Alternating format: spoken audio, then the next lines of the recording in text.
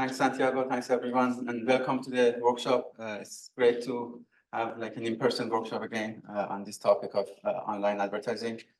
I was asked to basically set the stage for the rest of the day and we talk about auto bidding and generative AI in the context of online advertising. Just a word about an intro to the team like I lead at Google. We work on different aspects of data mining, optimization, and market algorithms, and like the combination of theory and practice and the interplay between economics, ML, and algorithms. The last year or so, like maybe last 2 years, we've been also focusing on how this area can be combined with generative AI and how we can move more and more toward automation through auto bidding and also through basically generative AI. For the talk and this specific like presentation, I'll focus on auto bidding and then also like a word about auctions between LLM agents. But there are like many other topics that are growing, and maybe I'll mention like a little bit at the end. The outline of the talk, I'll start by talking about like what we mean by auctions in auto bidding world.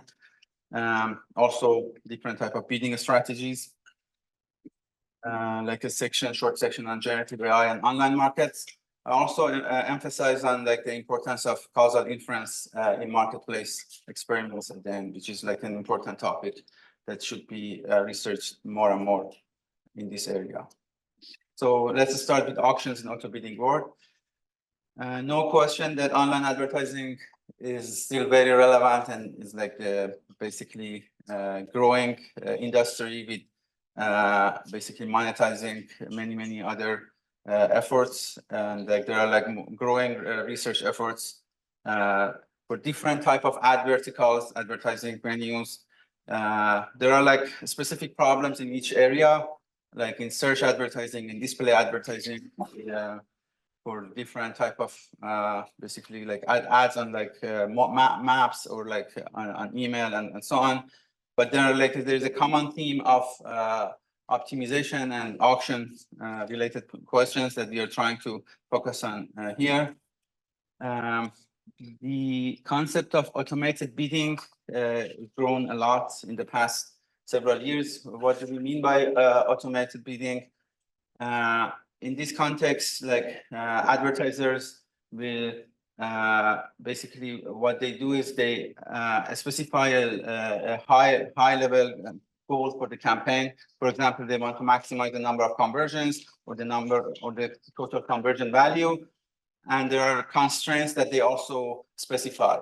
There are some budget constraints, and like more importantly, there are some average type constraints that are or like target constraints that they specify, that they want to get more conversions, but on average, they are willing to pay this much, or there is a return of spend constraint that they specify. So the goal is to capture these high-level objectives and have a bidding strategy on behalf of advertisers. And in this context, we use different type of contextual signals, different type of automated like machine learning techniques, and like more recently also generative AI to automate this whole business. Why is it important? Because it's like really growing in size. Like a majority of online advertising now happens under this auto bidding framework. So it's very important to understand the different dynamics that happen in this basically way of interactions between advertisers and online platforms. So here, an advertiser basically specify their high-level objective and constraint, and then there is an auto bidding agent that bids on behalf of advertiser in an auction, for example, for per page view. So if you notice here, like the dynamic of advertiser interacting with auction itself is not happening direct interaction. The interaction happens through an auto bidding agent that can be owned by a third-party company or like maybe inside like the organization owned by the online platform. A big concept to keep track of here is the type of objectives that advertisers are trying to optimize for. We distinguish between utility maximizers and value maximizers, or what we call auto bidders. In the case of utility maximization, it's like a most natural way of modeling basically an advertiser agent. They try to maximize their value minus payment, or they have a quasi-linear utility. But modeling the target-based auto bidders basically boils down to this type of optimization problem that they try to maximize their value subject to what we call an ROI constraint.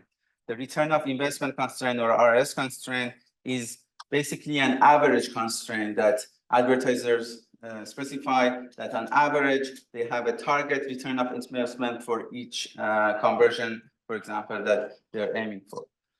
They may also have, and they will have, an additional budget constraint on top of this. But like budget constraint shows up both for utility maximizers and value maximizers. And in order to rationalize value maximization as opposed to utility maximization, there are many ways of rationalizing this concept. One important concept is the concept of having like a marketing department that is trying to put their money in different channels. And this average constraint becomes like very significant and like an important part of their business strategy, which captures like their high-level business objectives very concisely. So the research challenges is to understand the dynamics of basically this market. In terms of auction design, in the presence of auto bidders, it turns out that basically the properties of second price, first price auction, the auction formats that we are used to changes here, and characterizing optimal mechanisms in this context is like a new set of problems. And like the goal would be to adapt the existing mechanisms and understand how they change the dynamic. In the auto bidding side, the bid optimization and online stochastic ad allocation problem become relevant, and understanding the dynamic and robustly allocating items in this basically market becomes important. So I'm going to talk about these two topics in these two sections now. The concept of basically auto bidding auction and value maximizing advertisers result like at the first level in a welfare inefficiency in the equilibrium that comes out of the market. So if we have utility maximizers and we run a second price auction, the VCG auction, we get the maximum, welfare. The allocation will maximize the welfare of the total welfare of the system. But in the value maximization case, we can observe that the bid ranking of the participating agents does not match the value ranking, and that creates a welfare inefficiency, which was shown in this paper from Vine 2019, that you can have an equilibrium that's like 1/2 of the efficiency of the optimum. So what I'm going to talk about now in the next couple of slides is the concept of using an ML advice, or like hints to the mechanism to help us move the welfare of the auction toward the the optimum welfare. And there are two knobs that come to help us. Adding reserves into the auction. So these are thresholds that we can set while running the auction to push the bidding toward more value-based bidding.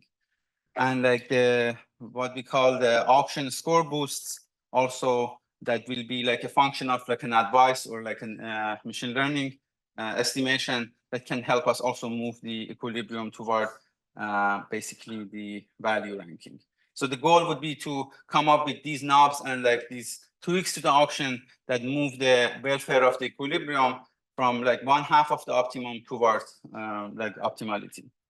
So if I want to just outline the theorems that we have in these areas, it's like from this paper from Munich 2021, we capture the quality of the prediction that we have for the reserve or the auction boost by this factor gamma.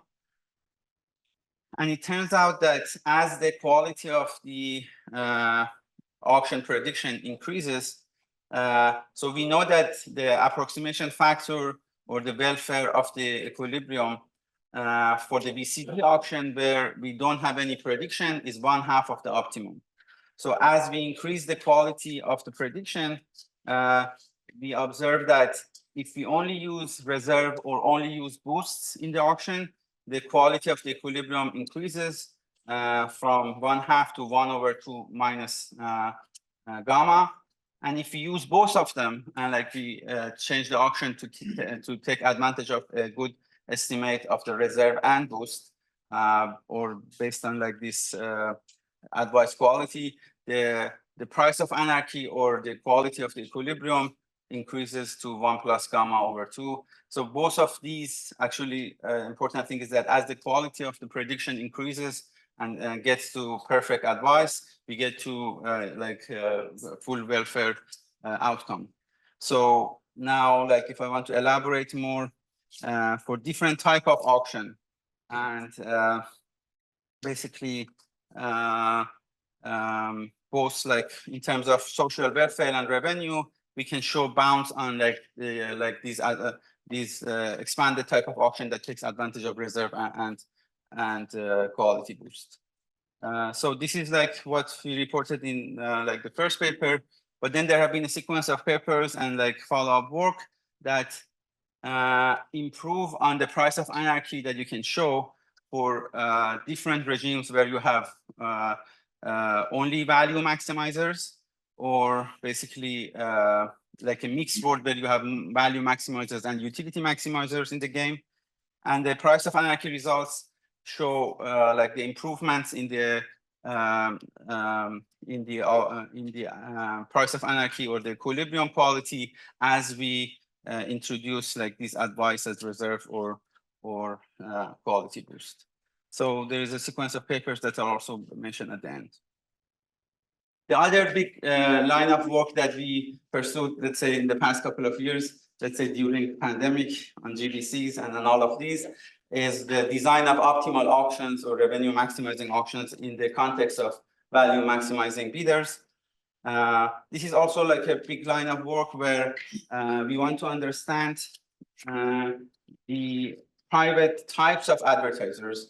So when we have like a direct mechanism, the bidders will have to report their private type, and now their private type has three big pieces: their value, their average target, and their budget. Even in the presence of only value and budget, understanding the optimal, basically Bayesian auction or like mechanism has been like an interesting problem. Now we are adding like another element for targets. So we have like also a sequence of papers and results in this context where we talk about the information structure of the market. So if you want to look at direct mechanisms here, you want to decide basically which part of the reporting types of the agents are like private, which part of like are public. So the public assumption will be like a simplifying assumption, but it helps us understand the quality, like the market or the mechanism that we design. So we say if specifically for value and target, if both of them are private, then achieving the first best revenue is not possible. But if either value or target are actually public, then it's possible to achieve the first best auction. And that can be achieved by a target adjusted value auction in the EC 2021 paper. If both of value and target are private, we can provably show that it's not possible to achieve the first best, and the paper that will be presented on Thursday will give us like one technique at least to move toward a deterministic allocation rule for this problem. Now, like, we can add also the budget dimension, and it turns out that if you have value and budget public, but the target only private, which is also reasonable to in some context, then there is a target clipping mechanism from a paper from 2 years ago, EC'22 paper, that gives us like the base mechanism. And the question of optimal mechanism in the case that all of these are private, and characterization of those remain an interesting open question. So this is an interesting line of work for folks attending this workshop that can be followed up, and like it's a rich set of problems there, some PhD theses to be written. So I guess if I want to conclude the first section on auctions in AutoBidding board, we noted basically the inefficiency of the equilibrium in the context of target-based AutoBidding. And we talked about how to change the auction to improve the quality of the outcome, but based on what we call an ML advice, which is basically like an estimate of how good of a reserve or like a quality boost we can estimate. There are other set of papers that use randomization to improve the quality of the equilibrium. They work in certain settings, like maybe for with 2 bidders, like and so on, but they are like of relevance and interest. I didn't cover those. And I think, so there are like, 2024 papers at www about this. Then there is the question of characterizing optimal auctions in the AutoBidding board, where we talked about the information structure and like how like having public value or public target or public budget can help us characterize the optimal set of mechanisms. And there is going to be a paper about this. There are many open problems in this space. We spent part of the pandemic time sitting down and understanding these with folks here, Santiago, Yuan, Jiaming, and Song, and others. So I'm hoping that the community can follow up and like give us a better sense of the optimal mechanism design in this area. Also, the dynamics and the interactions between bidders and auctioneer, as we'll see in the next section, still remain open. We actually wrote with like our colleagues at Google. We wrote like a recent survey on this topic. We're going to put a complete version of it on archive, but there is also, it's available as a SIG-Econ survey. I need to know how much time I have, but 24 minutes. Okay. So now I want to talk about the other aspects of the auction, basically AutoBidding board, which is basically the bidding section. The bidding component is like very important. If you look at one bidder, and as we discussed, like in a value maximizing board, like a value maximizing bidder is trying to maximize their value or their number of conversion, subject to return of spend constraint, or like an average constraint and a budget constraint, let's say. So in the context of bidding, the most common way of optimal bidding strategies in this AutoBidding market is what we call uniform bid scaling. So the idea would be for different type of basically sub-markets, we generate like an implicit value function, which may be like the predicted conversion rate and so on. But then we have a uniform scaling factor K that basically scales the amount of bid that we declare across different subcategories. And that gives us a way of hitting the target constraint or the budget constraint. That's what we call like, and it's a common practice to simplify the number of parameters that you tune for and also optimize and like satisfy the constraint. In order to optimize such a uniform bid scaling strategy, the problem becomes very related and relevant to the question of optimal bidding under budget constraint. The budget constraint problem shows up in budget pacing, and most like the recent work on online dual mirror descent technique to have a strategy that actually optimizes the bidding strategy in like a variety of settings, what we call best of many worlds, have become like an important technique for us to explore. So we have a better understanding of what is the best set of strategies that optimizes against adversarial inputs, against stochastic IID inputs with unknown non-distribution, and also like things in between, like ergodic inputs. We have also an understanding of how to analyze PID controllers and interpret them as like proportional, integral, or like basically the momentum aspect that shows up like in the PID controller as well, and like analyze basically PID controllers from this perspective. And now also like a way of basically analyzing and generalizing this idea when you have like a small number of samples, for example, even like one single sample. So this is just to give you a sense of like most recent line of work in this area. What we did recently is also to combine bidding and budgeting feedback loop and understand different type of basically bidding strategies when you want to do pacing for budget and also the target constraints. So we have two constraints. So like you have to deal with both of these constraints with two dual variables, but the dual optimal pacing is like the optimal policy, which is harder to implement. It needs like two distributed basically load balancing systems to interact very tightly. The mean pacing strategy is a simple strategy that can be easily implemented and actually has also sublinear regret. But what is more used in practice is what we call sequential pacing, that puts like a boundary between these two controllers, and that basically leads to poor performance. So the message is basically there are like simpler strategies that can be implemented in a distributed setting and pace for both target and budget feedback loop. Then in the context of bidding, beyond uniform bid scaling, we have the concept of non-uniform bid scaling, which basically captures the idea of for each type of submarket, or like under some categorization of the whole market, we will come up with a multiplier for that subcategory.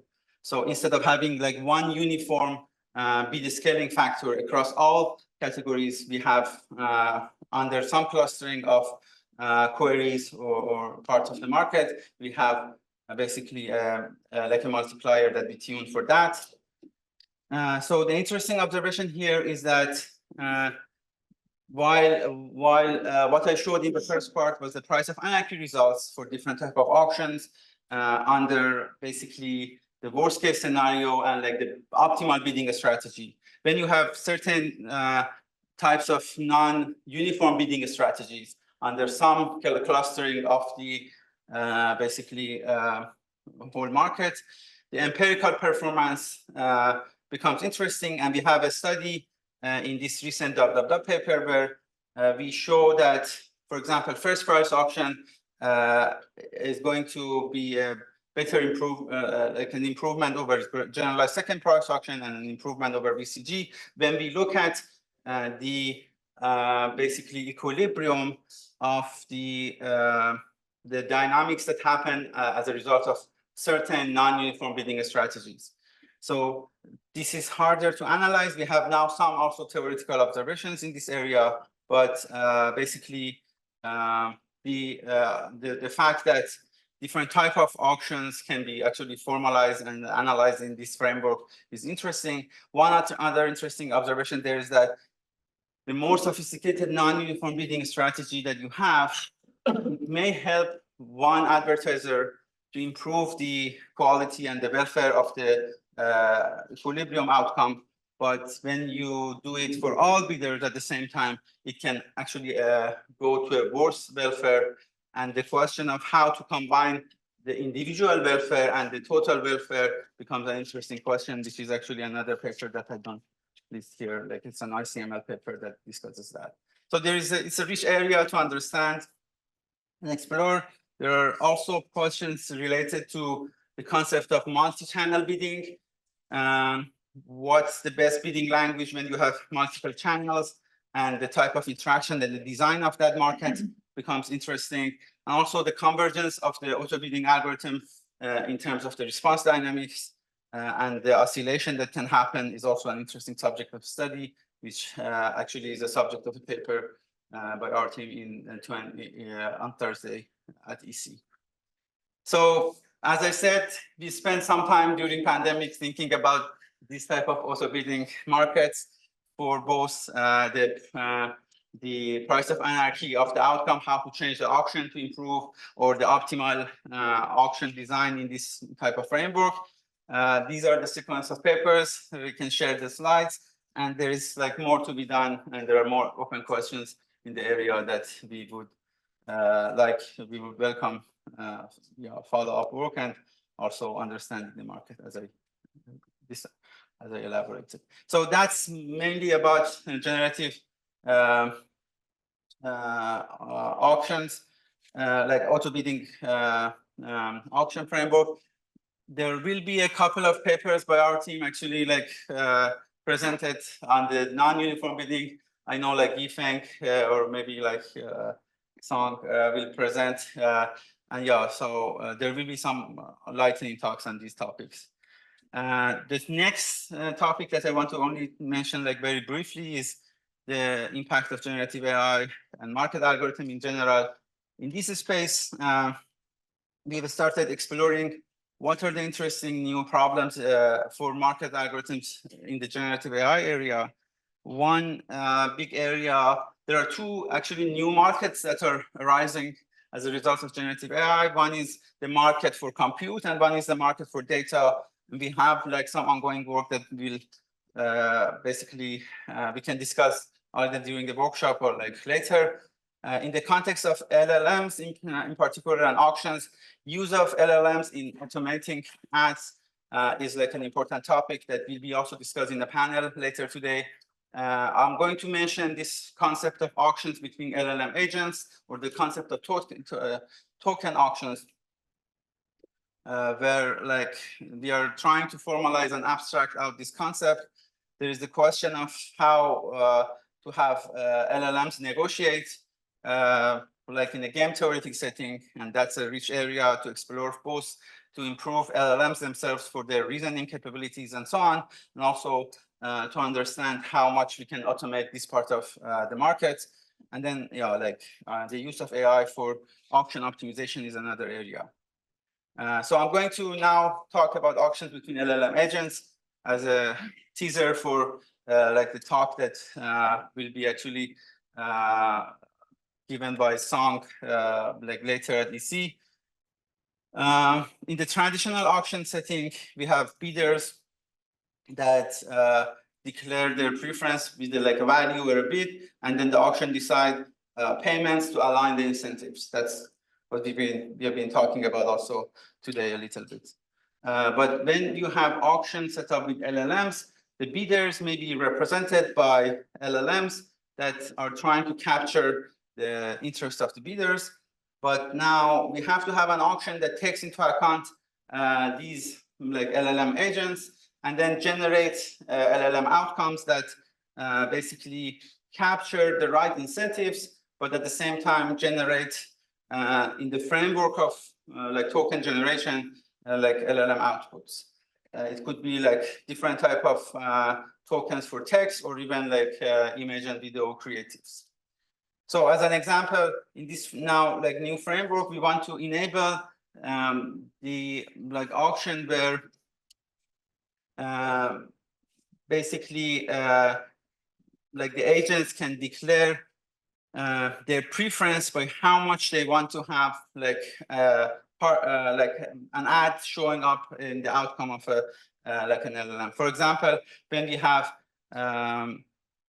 like the concept of having like a query for both like for a trip to like a resort, you want to enable the airlines to basically bid on the outcome of this query, and also the resorts or the hotels in that area. So now, depending on how much or the bids from the airline or the resort, you may end up in an outcome for the LLM that basically either only represents the airline or only represents the hotel or resort here. But like you want to also have a trade-off and a spectrum of different options that can come out of the outcome of the auction as a function of the relative bidding strategy of the bidders. So we want to enable like a framework like this, and the framework that we suggest here is the concept of token auctions, where we add basically the bid as part of the input to the token auction model. So it's basically an LLM that takes into account the input from LLM agents on behalf of advertisers and their bid, and it creates a payment strategy to align the incentives of advertisers based on their bids, and also like a next token strategy that will also create like a natural integrated way of putting different type of ads. And this is like the concept of token auction that was presented at WWW, and it will be presented here as a highlight beyond EC talk on Wednesday by Sam. I guess the last topic I want to touch upon, how much time do we have? So I just want to make sure to talk about the causal inference concepts as well before wrapping up my talk. The causal inference remain an important topic in the new generative AI for online advertising. And I don't see as many papers in the workshop, but I have to just mention it to make sure we keep basically doing research in this important area for like online markets. The concept of capturing interference, or like what we call cluster randomized experimental design, and the concept of using synthetic control for basically capturing interference, or like measuring long-term response of users, especially in like rich environments like LLM, interactions with users, and also the concept of capturing causal inference in a privacy-aware, or privacy-first advertising becomes like very important topics of research. Like in the context of what we call marketplace experiments for bipartite graphs, we want to capture the interference between different type of treatment and control, where we, for example, when we treat buyers, like we divide buyers into treatment and control, and the outcome that come out of the experiment will lead to from treatment to control. So we cannot measure, we don't have like an unbiased measure, so we have to deal with that like by careful clustering, for example. Or we can even like have a treatment of the items, and because buyers bid on these treatment and control, they can interfere, and we want to minimize the exposure impact there. So for both of these line of work, we have proposals and like clustering-based solutions that minimize the interference, and in one case, try to have like more basically estimates that have like better confidence intervals, and in one case we want to have more power for the experiments. So like for the case that we want to have a design on top of like buyers for these experiments, what we propose is the concept of balanced partitioning on the folded graph that reduces bias. And when we are running the experiments on the item side, we have the concept of correlation clustering that encourages basically less exposure and minimizes the variance of the outcome. And there are like NeoRIPS and EC papers that outline this part of the basically research. the concept of using clustering to mitigate the personalization bias in running experiments is also very important. This is not for running like market or auction-based strategies. It's mainly for capturing the personalization impact of like for different users. And the fact that the personalization systems can also leak when you run an experiment on part of traffic, but then you don't have like a different type of model for each experiment that you run. So the question of how to run these experiments to have the personalized recommendations, but also capture the real impact of that personalization is a very interesting and challenging question. And like we have actually, this is like an EC 2022 paper or 2023 paper from last year that I should basically update.